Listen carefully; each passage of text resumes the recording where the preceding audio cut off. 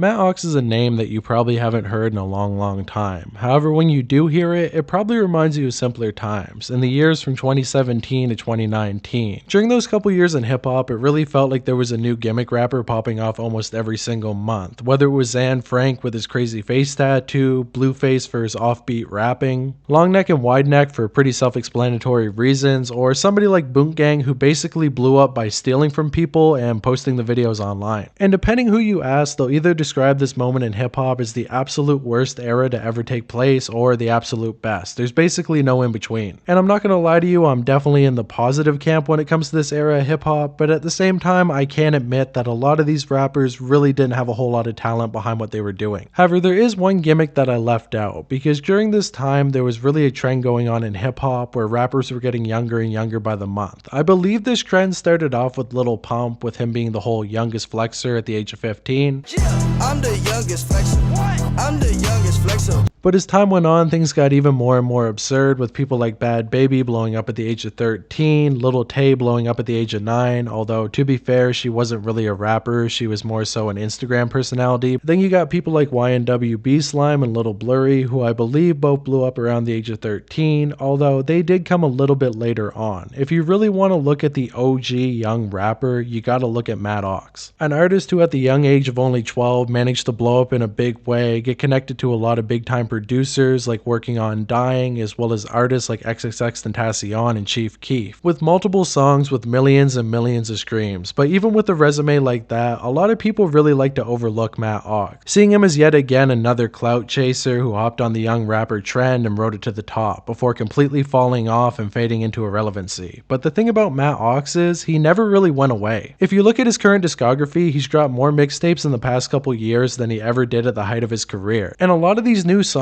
are still doing numbers even to this day, when most of the mainstream industry has completely forgotten about Matt Ox. So today I want to take a look at his story, the rise, the fall, and the possible return of the man himself, Matt Ox. Let's get into it. Matthew Christopher Guerrier was born December 13th, 2004 in Philadelphia, Pennsylvania, to a very young mother who ended up having him at only the age of 15. When it comes to Matt's father, on the other hand, we really don't have a whole lot of information about him, because unfortunately he would end up passing away when Matt was only 2 years old. This came as the result of him struggling with his mental health for years before Matt was born, and unfortunately this would eventually catch up to him and he ended up taking his own life. I'm not certain if his father was a lot older than his mother and maybe that's the reason behind it, or it's possible that the two of them were very young when they had Matt, but either way it's an incredibly unfortunate situation, and it left Matt without a father figure, as his mother never got remarried or found a new man during the time that he was growing up. However, luckily for him, his mother was very close to her family, with him having an uncle and a couple aunts that would look after him when she wasn't around, as well as him and his mother having kind of a brother-sister type relationship considering the age difference between them. And Matt's uncle would really take on that father figure role for him, with him being in a band during the time that Matt was growing up, and it was through this connection that Matt was eventually able to get in some pretty professional studios at a very young age. However, in his early life he really wasn't all that fascinated in music, basically only listening to what came on the radio or what was on TV, but eventually he would hear two rappers that would change his life forever. With him first hearing Eminem on the radio when he was only 8 years old, before then hearing Kendrick Lamar a little bit later on. And luckily for him, he did hear Kendrick Lamar, because we already know what happens to people who grow up listening primarily to Eminem. There's definitely an alternative timeline out there where Matt Ox makes music like Tom MacDonald, and thank God that we don't live in that timeline, because one Tom MacDonald is already more than enough. There seems to be something that drew Matt to hip-hop more than any other genre of music, and by the age of 8 he would start writing down raps and recording his first ever tracks, although unfortunately we can't hear a lot of these, although that's probably for the best, as most likely they're not the best quality. However, it seems like his mother wasn't very happy with his newfound hobby, as she saw hip-hop as kind of a bad influence on him, as she could often hear him rapping in his room and letting out a lot of curse words. So instead she attempted to encourage Matt to become a street dancer as well, with him joining a collective known as the Dollar Boys, who would basically do shows all over Philadelphia. However, all that really did for Matt was give him more of a taste of the spotlight, with him really enjoying getting the attention of the entire crowd when he was dancing. However, he didn't really want to share that with all the other members of the dance group, so before long he'd once again return to hip-hop. Because just like many kids who grow up in a very poor household, he really couldn't ignore the siren call of the rap game, with him seeing all these rappers flexing money, expensive cars, gold chains, gold teeth, and pretty well everything and anything that you could dream of. And Matt really wanted to put his mother in a better position and eventually retire her, so at this point he decided that he was going to be a rapper no matter what. With him releasing his first ever track on January 1st of 2017, going by the name of Alright. And honestly, for a 12-year-old, it's pretty good. There's no doubt that his uncle's professional studio definitely helped him out quite a bit, with him having professional producers who could really put together his vocals in a satisfying way, which put him ahead of the competition by quite a bit. Now, I'm not really certain if he ended up posting this song on SoundCloud. I mean, after all, I couldn't see why not, as the SoundCloud wave was definitely reaching its peak around this time in 2017, but the only existing copy of the song is on Dat Piff, which he would use to release a lot of his initial mixtapes, but when it comes to SoundCloud, all of his early songs seem to either be taken down or were never uploaded there in the first place. But either way, this song actually ended up getting him attention, with him immediately following that up only a couple days later with another track going by the name of Pretty Penny, which he would post on SoundCloud, getting several thousand plays in his first week and catching the attention of a pretty big producer group in Philadelphia, with him being discovered by the producer Oogie from working on Dying, who at that point had already worked with some pretty big names in the SoundCloud scene like Lil Yachty, Black Cray, also known as Sick Boy Rari, and Chapo, with him actually being a full-on member of the group at the time. And it seems like they liked Pretty Penny enough that they actually ended up reaching out to Matt Ox and asking him if they wanted to work on a song together, which of course he couldn't turn down. With the first track releasing between Matt Ox and working on Dying being called Mystical, featuring Chapo, and to be honest with you, this song really isn't all that good, but considering the fact that it's only the third track that he ever put out and he was already working with a big name producer, it definitely was a pretty big step for him.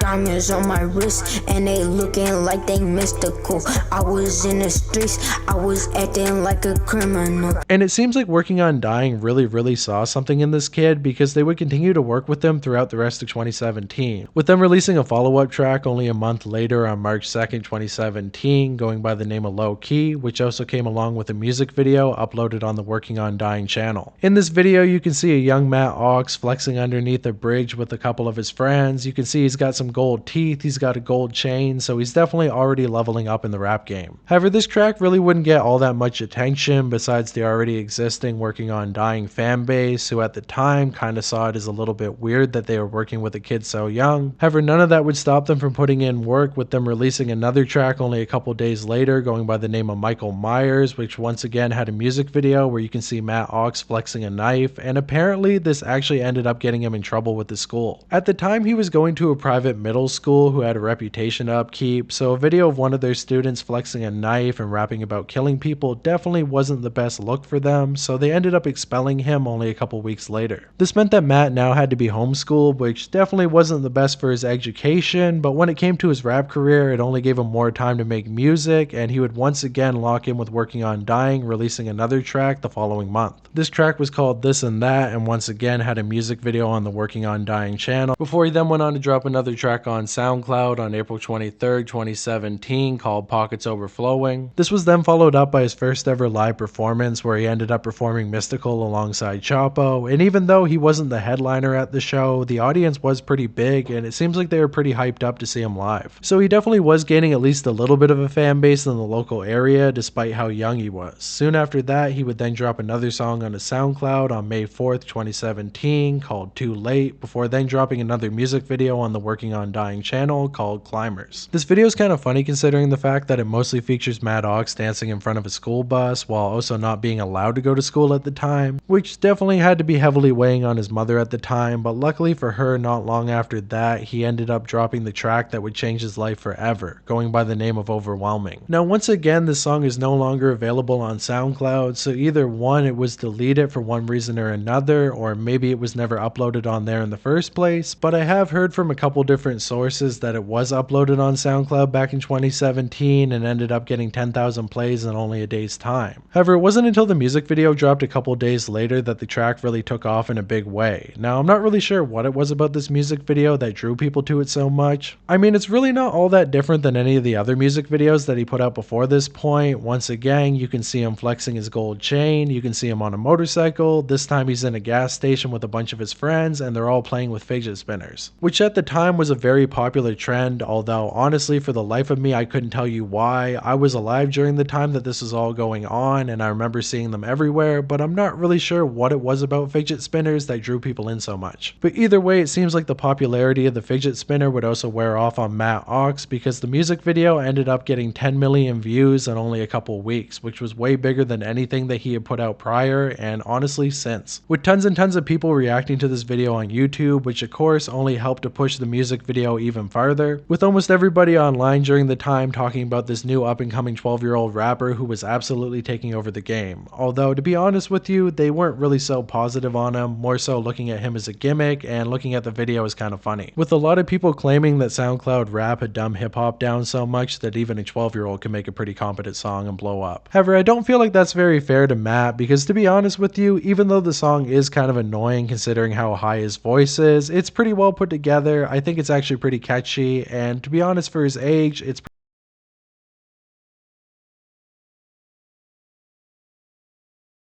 that wouldn't be the only pushback that Matt would get on this music video, because a bunch of parents ended up coming out against it, claiming that it was a bad influence on their kid and that a kid this young shouldn't be rapping about the types of things that he was rapping about. Which to me is kind of silly considering the fact that he's not even swearing in the song, he doesn't have any guns, he's not flexing any drugs, he's not even smoking weed. I mean, if you're gonna blame anybody for corrupting your kids, I feel like Lil Pump is a much better option. But that wasn't the only way that his age ended up affecting him negatively, because apparently his Instagram page actually ended up getting shadow banned because the app thought that he was too young to post on there, which of course only created more of a divide between him and his fan base. And on top of that, it's gotta be a lot to take as a 12-year-old for so many people to be shitting on you, making fun of the way you look, the way you dress, the way you rap, but despite that, he would continue to soldier on, dropping a follow-up to that track on May 30th of 2017 called Big Enough, which ended up doing pretty well on SoundCloud, but without a music video to go along with it, it can't really be considered the full-on follow-up to Overwhelming. However, this track was really only a sample platter of what was to come, because soon after that in June, he actually ended up releasing his first official mixtape called Oxworld, which ended up coming out on Dat Piff for some reason. I'm not really sure why Matt decided to put the track out on that platform, as in 2017 it was becoming quickly more and more irrelevant with SoundCloud becoming more popular, but maybe he felt like he couldn't put out an entire mixtape on SoundCloud and only wanted to use it for singles, or maybe he's a 12-year-old who had absolutely no idea what he was doing. But either way, the mixtape ended up coming out. It seems like fans liked it, but honestly, besides the tracks that were already released previously, nothing on this project really made a whole lot of noise. The only real notable track on this project is one called Problem Child, which was actually produced by Ronnie J, which is kind of a cool connection, but at the same time, this song is mostly forgotten to history nowadays. Soon after that, Matt would do his first ever interview on Ill Roots, as well as performing once again in front of a live audience, and even getting the chance to meet Chief Keef, which had to be absolutely crazy for him considering the fact that he basically grew up listening to Chief Keef, although to be fair with you, I guess at the age of 12 he is still growing up, so maybe it really didn't register with him all that much. Soon after that, he would get the chance to go on No Jumper and do an interview, which unfortunately was incredibly awkward considering the fact that Adam is like a 30-year-old man and he probably doesn't really know how to talk to 12-year-olds, as well as Matt definitely trying to copy what he thought was cool in hip-hop at the time. I mean, a lot of the rappers that went on No Jumper during 2017 were completely stoned out of their mind on different types of drugs, so Matt probably saw that and tried to imitate it to the best of his ability, but with him only being 12 years old and of course not being on drugs at the time, a lot of people ended up clowning him in the comments, with him repeating the term "you feel me" over and over and over again, which of course people noticed and pointed out in the comments. But to be fair with you, for his age he was actually quite a bit more articulate than a lot of these other rappers, so you gotta give him some props. Soon after that, in July, he actually got the chance to meet a couple members of GBC, including Lil Peep and Tracy, which he was connected to through Chapo. And he actually managed to score a full-on feature from Lil Tracy on the track Pom Pom, which ended up releasing with a music video on the Working on Dying channel, reaching 1.5 million views. Which definitely isn't bad, but at the same time, at this point, Overwhelming had become a massive hit, so as a follow-up, Pom Pom was kind of disappointing in the numbers department. And this would actually be the very last time that he got a music video on the Working on Dying channel, with him shortly after signing a record deal with Warner Brothers and starting to post music videos on his own personal YouTube channel. So at this point, things couldn't be better, as after all, when he signed that deal, he got a pretty big cash advance, with him being able to retire his mother at the age of 12, which definitely had to feel pretty good for him, but at the same time, there was a lot of pressure. After all, basically everything that he had done since Overwhelming wasn't really hitting the same way, and a lot of people were starting to consider him a fad rapper who was going to fade away any day now, and being washed up at the age of 13 definitely is not where anybody wants to be in their life. But now that he had the label and all of its money behind him, he was able to get more opportunities than ever before, with him immediately going on a radio show to do a freestyle. They don't see the vision, see these boys they slipping, get into my chicken, do my dance, all these diamonds prance, I was in the building, if you talk catch hands. Before then doing a track with Comethazine called Fold, which ended up getting posted on the Elevator channel.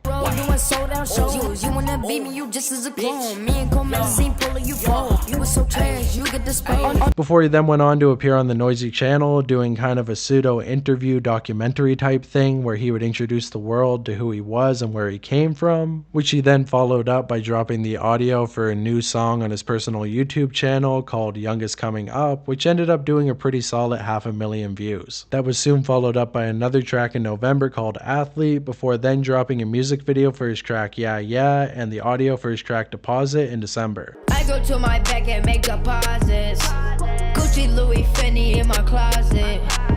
And funnily enough, when asked in a recent interview, he would describe this time in his career as when he really felt like he was falling off, with nobody listening to the new tracks that he was putting out, although I don't really feel like that's accurate, as the tracks were definitely still getting some pretty solid numbers. I think a lot of rappers would kill to get 500,000 views on a simple audio, but considering how big Matt had gotten in the previous months, it does make sense that only 500,000 would seem kind of disappointing to him. And that had to be a really crappy feeling considering the fact that he had only recently turned 13, which at this point is probably considered unk status, so he was becoming way too old way too fast. No, but in all seriousness, he would end off the year of 2017 by actually getting in the studio with Lil Uzi Vert, which is absolutely crazy considering how big he was at that time, although the track never ended up dropping for one reason or another. And I'm not gonna lie, I'm actually a little bit surprised that he never ended up doing a feature with Famous Dex, because basically every rapper who blew up between 2015 to around 2018 seems to have done a song with Famous Dex at one time or another, but for Matt Ox, it never ended up happening. Once 2018 rolled around, Matt would primarily try to hype up the release of his debut album called Ox, or maybe it's called OX, but I'm pretty sure it's called Ox. But before he even got the chance to put out a single on that project, he ended up getting the biggest opportunity of his entire career, as him and XXXTentacion would get on a FaceTime call where Matt would end up showing him an at the time unreleased track that apparently X liked so much that he asked him to send it to him for him to put a feature on.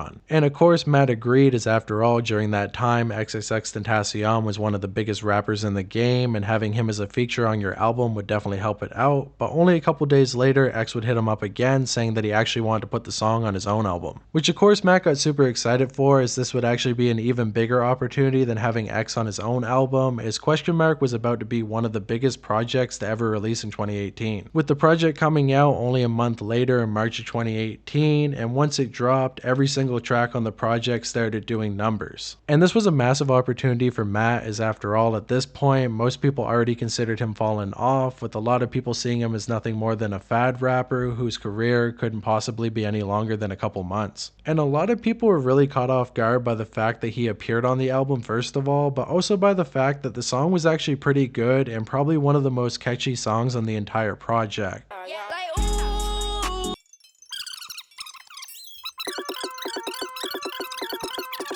And the craziest part about all of this is that Matt Ox is probably set for the rest of his life solely off the royalties of this one track, as it's now over 100 million streams on Spotify alone, not to mention the audio on YouTube, Apple Music, and multiple other platforms. So this kid and the rest of his bloodline is definitely going to be eating off of this song for multiple years to come. And with all this newfound attention back on Matt, he would immediately drop a song on SoundCloud called Tesla, which ended up gaining 1.4 million plays, which is pretty decent. Although surprisingly, he wouldn't continued to build on the momentum that he had built up from that X track, with him actually taking a short break during this time for mostly unknown reasons, although if I had to speculate the reason behind it, it's probably due to the passing of X, as well as the growing pressures of his newfound fame, as after all, in a couple short months, he had basically gone from any average kid to one of the biggest rappers out of Philadelphia at the time, and he would explain how annoying it was for him to have to walk down the street and have multiple people try to stop him for a picture or an autograph. He basically lost all the privacy that he had before, and with him being so young, that definitely had to be a lot of pressure. However, he wouldn't be gone for too long, as he would reappear in summer 2018, going on a No Jumper live stream where he would show off his new blue hair, which was most likely inspired by X, before finally dropping the lead single off his debut project called 0 Degrees, which apparently was recorded all the way back in early 2017 before he put out Overwhelming, so the sound was a little bit dated. However, it seems like the track ended up doing pretty well, with it having a music video where him and his friends would go trick-or-treating, as well as him getting a Genius interview shortly after that. That was then followed up by the second single off the project called Jet Lag, which of course featured Chief Keef, which was a massive song for him at the time, with him now having co-signs from Lil Uzi Vert, Lil Tracy, Lil Peep, and Chief Keef. But unfortunately, when the full-on project came out in late 2018, it was pretty disappointing, with nobody really sticking around to listen to a full project from Matt Ox, and a lot of people saying that it had very mindless lyrics with not a lot of substance. And this project would also be the end of his record deal, as apparently he was too young to sign the contract, with both him and Lil Pump being released from Warner Brothers, although Lil Pump was re-signed later on, but Matt Ox never was. So unfortunately, he would lose that industry machine, but at the same time, he was able to keep all the money that he got from the advance, so honestly, not that bad of a situation overall. After that, he would then appear on Mass Appeal before ending off the year 2018 as a fully independent artist. And it seems like Matt's main goal for 2019 was to get on the XXL freshman list, although to be honest with you, 2019 is definitely a little bit late for Matt, considering the fact that he basically blew up in 2017 and hit his peak in 2018. However, he would still attempt to do a pitch as well as getting a full-on ABC video on the channel, which is kind of weird considering the fact that you usually have to be a freshman to get one of these videos, but for one reason or another, they ended up giving Matt one of these. However, he would unfortunately not make the list, and after releasing a music video for Jet Lag in April of 2019, he once again took a little bit of a break from music. Once again, I'm not really sure what the reason behind this was, but he would describe him doing a lot of psychoactive drugs around the age of 14, so maybe his mother felt like the music industry wasn't really the safest spot for him and wanted to make him feel like a real kid for a couple months before jumping back into it. But even though he was taking a break from music, he would still appear in the public eye by doing an interview alongside his mom, which you could probably expect what the comment section for that video was like, but soon after that he would then perform at Rolling Loud, which is one of the biggest opportunities that you can get as an upcoming artist, before he then performed at Summer Smash alongside Juice WRLD, meaning that he got to meet Lil Peep, XXXTentacion, and Juice all before they passed away, so that's definitely pretty legendary. But after that, he wouldn't really do a whole lot until 2020, when he would once again appear on No Jumper doing an interview where you could definitely tell that he grew up a little bit. I mean, after all, at this point he was 15 years old, which really isn't all that old, but growing up within the music industry definitely wised him up at a pretty young age, and a lot of people really like to see this more mature side of Matt. However, unfortunately at this point the fall off seemed inevitable. I mean, after all, he hadn't really dropped any music throughout 2019, it had been a couple years since we got a project from him, and a lot of people had mostly forgotten about him. However, luckily for him, even though a lot of his initial clout had faded away, he still had a pretty strong fan base, with a lot of people waiting to see him mature, hit puberty, and eventually make different types of music with his new deeper voice. And seeing as how he was still so young, he definitely had a pretty solid chance of making a comeback, as after all, in 2020, basically the entire music industry flipped on its head, with TikTok becoming a lot more popular and a whole new wave coming out from the underground. Back in 2017, when he first blew up, he was kind of an oddity for being a young white boy trying to make rap music, but now in 2020, almost half of the underground is a bunch of white kids, with Ian, Netspend, and 2 Hollis taking over the game, and this would somewhat help to rehabilitate Matt Ox's reputation, as he basically went from a trend-hopping rapper who blew up for his age to now actually being an innovator in the underground scene. Although, once again, I'm not really sure if it's the most popular trend to be the grandfather of, but either way, that's the spot he found himself in, and it was now time for him to capitalize on that. With him telling Adam that he had multiple mixtapes that he recorded during the year 2019 and 2020 and was ready to release them all through the following years. His first comeback single would come out in June of 2020, being called Beam Me Up, which was definitely a change change of pace for Matt Ox, with it sounding a lot more like Playboy Cardi than, well,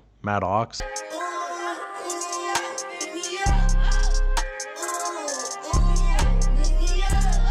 It was a lot more melodic and drugged out than any of his previous music, and it seems like his fan base really liked this song, so if he continued to go down this trend, he'd probably find himself with a pretty solid comeback in no time. And the track itself ended up getting 300,000 views on YouTube alone, which is pretty solid considering most people thought that he was fully fallen off at this point. And Matt found himself in a very good position, as after all, he had basically already made all his money off of music, the royalties were paying everything, he was able to retire his mom, so he really had nothing left to prove, he had no reason to have to make mainstream music, and he could really experiment. However, not all of this experimentation was really the best, as he ended up putting out another track called Dazed and Confused, which is honestly one of the worst songs I've ever heard. It's basically off-key singing throughout the entire thing.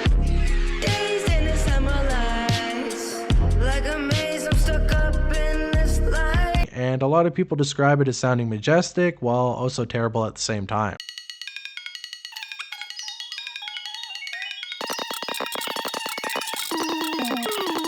However, even with the song being terrible, the track still ended up getting 1 million views on YouTube, which means that people either really like clowning Matt, or maybe people actually like this type of music. I mean, I wouldn't be surprised at this point. After that, in December, he would drop another track called Learned, which is definitely a bit of a step up from Dazed and Confused, but to be honest with you, I still think it's pretty ass. The tables turn, the bridges burn. What have I learned? Before he then finally ended off the year by dropping an entire project called Sweet 16. Unfortunately though, this project was mostly overlooked, as at this point not many people were checking in for that new Matt Ox, but the fan base that he had at the time definitely did enjoy it, and he would continue to build off that in the following years. It's kind of funny to think how some projects are viewed in the public eye, because if you have been steadily listening to Matt Ox throughout 2017 into 2020, you probably wouldn't have thought a whole lot about this project, but if you listened to him back in 2017 and then stopped for years only to return to this project, you probably would think, what the hell happened to this kid? This is where most videos about Matt Ox basically end, with a lot of people saying this is the project that fully cemented his fall off, as after all it didn't do as well as his debut album, but when you consider that it was an independent project which basically had no promotion, it did pretty well. In 2021 he would keep his foot on the gas, dropping multiple music videos and interviews, with him actually doing an interview with Anthony Fantano, which is kind of surprising considering the fact that Anthony never reviewed any of his prior projects. However, I feel like this was a very smart move by Matt Ox, as after all, a lot of people in Anthony's fan base had probably all but forgotten about him. But with this interview reminding them all that he still was around, a lot of people would go check out his music, and he gained a lot more fans. After that, he would drop another track called Up a Notch, which is kind of that similar Cardi style, although a little bit more aggressive and loud than the previous tracks.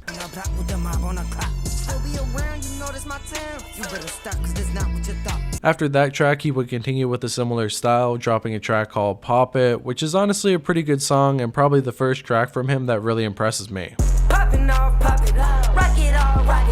top it off, top it off, pop it off, top it off. After that, he would release a mixtape called Unorthodox, which released on Chinese New Year, basically meant to represent the year that Matt Ox was going to make a comeback, as after all, it was the year of the Ox. And this project is actually pretty interesting considering the fact that a lot of the songs off of it feature multiple beat switches, with Matt saying the reason he did this was because people had really short attention spans in the post-TikTok world, so he was hoping to keep their attention by switching it up constantly. Which for a 16-year-old is definitely a pretty deep thought, and it seemed to work out because once again the project ended up doing well, he once again grew his fan base, and it seems like a lot of people were coming back to see what Matt was dropping. In April of 2021, he would then appear on Next Generation Music doing an interview, and that channel is basically the modern day No Jumper, with a lot of the new underground talent appearing on there and doing interviews. It's definitely one of my favorite channels right now, and it's cool to see that Matt was an early adopter of theirs. In July, he would then do an interview on Kids Take Over, which is once again another massive brand in the modern underground, with him then continuing to drop new music throughout the year of 2021, including one track called Riding Round featuring Uno the Activist, which all led up to the release of his absolutely massive project Year of the Ox, which had 30 plus tracks on it, as well as including yet again another feature from Uno the Activist on the track Rich Young Kid, which goes to show that he was still getting cosigns even this late into his career. After that, in 2022, we then got two more mixtapes called The Goop Effect and Teen Rave. He then immediately started off 2023 by appearing on a Josiah track called Kill Killers and Robbers, which had features from both him, Midwest, and Denzel Curry. So that now means that Matt Ox has a feature from 3 out of the 5 members of the XXL 2016 Cypher, so all he really needs now is 21 Savage, which doesn't really seem all that attainable, but it could happen, and Kodak Black, which I could definitely see happening in the next couple years.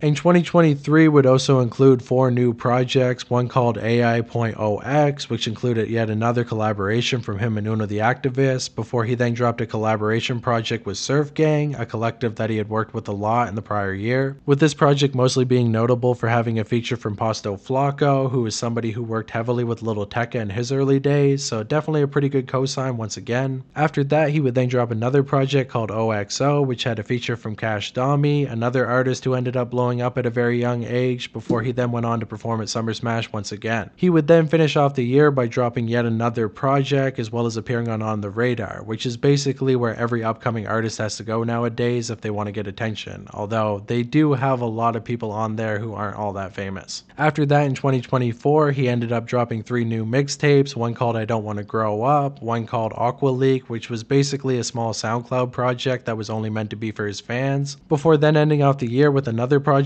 called Oxy Live. And it seems like in 2025 he isn't slowing down at all, because he actually has another project that's going to be releasing sometime this year, which as of right now doesn't have a name. But what we do know about it is that apparently it's going to have a feature from BLP Kosher, so that's going to be a pretty big cosign for him. And overall, it seems like Matt is doing really well in the modern day rap game, with him sitting at a pretty solid 700,000 plus monthly listeners on Spotify, which is pretty decent for somebody who's considered underground and mostly fallen off. And I feel like it's only a matter of time before he ends up getting on Blackboy Max's screen and blowing up in a big way. And honestly, I think he deserves it, because if you listen to a lot of his modern day music, it's actually pretty good. And when it comes to his contemporaries at the time, he's basically the only one that's still around. I mean, Little Blurry basically fell off the face of the planet, Lil Tay is trying to clout chase by faking illnesses as well as beefing with Bad Baby for attention, although to be honest with you, Bad Baby is still doing pretty well. And Lil Pump is trying to grift off the whole mega movement for a little bit of attention, so I feel like when it comes to all the young rappers who blew up during that time, Matt Ox is probably in one of the best positions, with him never really having to pull a gimmick to get the attention back on him. And while he's not the biggest rapper in the game, he definitely seems to be in a pretty good spot and happy with what he's doing. I mean, you can tell that the guy definitely likes making music. He's now 20 years old and he seems pretty well adjusted considering how bad things could have went with him being a child star. And look at that, he even ended up getting a feature from Famous Dex. So basically everything has gone full circle and he seems to be in a good spot. So with all that said, I really hope that this video was able to shine a bit of a better light on Matt Ox's career. I mean, after all, like I said, basically every video that I've seen on him talks about how he fell off, that he was a gimmick, a trend, and I want to show that he's still around, he's still making music, and even after an artist is considered falling off in the mainstream, oftentimes they're still around doing something. Some fall offs are definitely worse than others, but when it comes to Matt Ox, his fall off definitely doesn't seem that bad, and a comeback basically seems inevitable. So with all that said, that's the story of Matt Ox. Definitely let me know what you think about it in the comments below. Are you jealous of him with him getting so much money so early on in life? Or do you feel kind of bad for him, as after all, he ended up blowing up at a pretty young age, and there's a lot that comes with that, a lot of pressure, a lot of backlash from the internet. I mean, the internet is an awful, awful place, and even grown men end up getting their feelings hurt on there, so a young kid like him, yeah, had to be rough. Let me know all of that in the comments below. Leave a knife emoji if you're part of Knife Gang. Leave a pig emoji if you're part of Pig Gang. And with all that said, until the next one, leave me alone. Peace. Oh yeah, and subscribe. I mean, if you want. I'm not your dad. I'm not going to tell you what to do.